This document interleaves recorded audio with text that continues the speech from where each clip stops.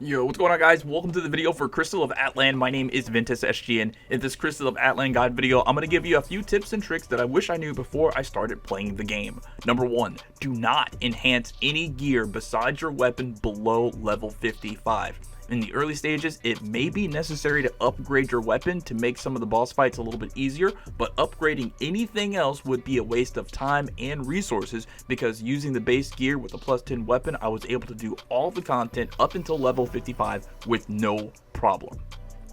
Number 2, you can socket your gear with circuits and that gear slot remains socketed until you unequip that gear and then that gear slot loses its socket. However, if you simply replace a piece of gear without unequipping the gear slot so it's empty, that slot will keep the socketed circuit.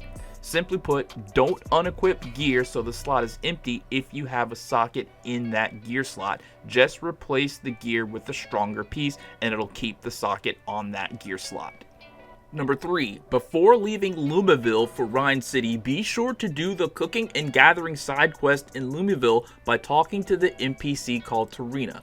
Doing all of the attached quests here will get you a large chunk of EXP, and the game doesn't really make it super obvious that there is a side quest here to do with cooking and gathering. And if you've already got level 55 and you haven't done that quest with Tarina, you can go back to Lumaville and talk to her and start that quest. Number 4, while you're going through instance dungeons, be on the lookout for chests hidden around the map for extra rewards. Number 5, when you get pets, you can change their names in the pet menu.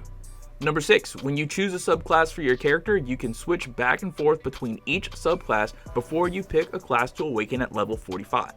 Level 45 is the earliest you can awaken provided you have the stamina to complete the awakening quest.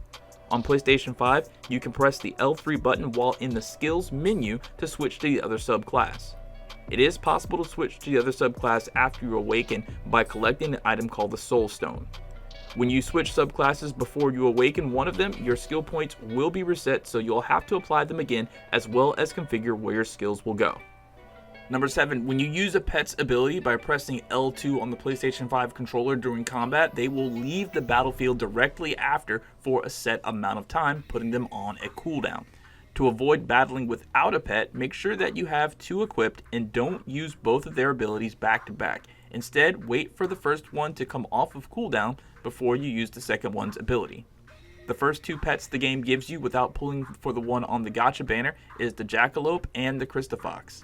The Jackalope is a combat type pet that has an ability called Carrot Bomb, a skill that scorches the ground and burns all enemies hit for 5 seconds.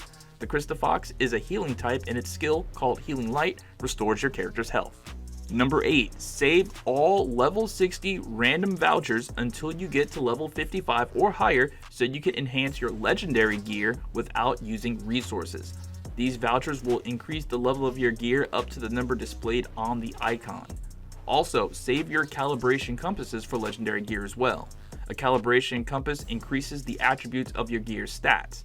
Now there's also an advanced calibration compass that allows you to pick an attribute on a piece of gear and raise that stat.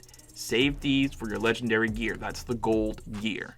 And number 9, you can go into training mode whenever you like and test out loadouts and combos against dummies, groups of low-level monsters, and bosses. To get there, just bring up the gameplay screen from the scroll wheel by holding R1 on the PS5 controller, then select Challenges, and then scroll down to Training Ground. Once there, you can access the menu and customize the training ground however you'd like and learn optimal combos and skill rotations.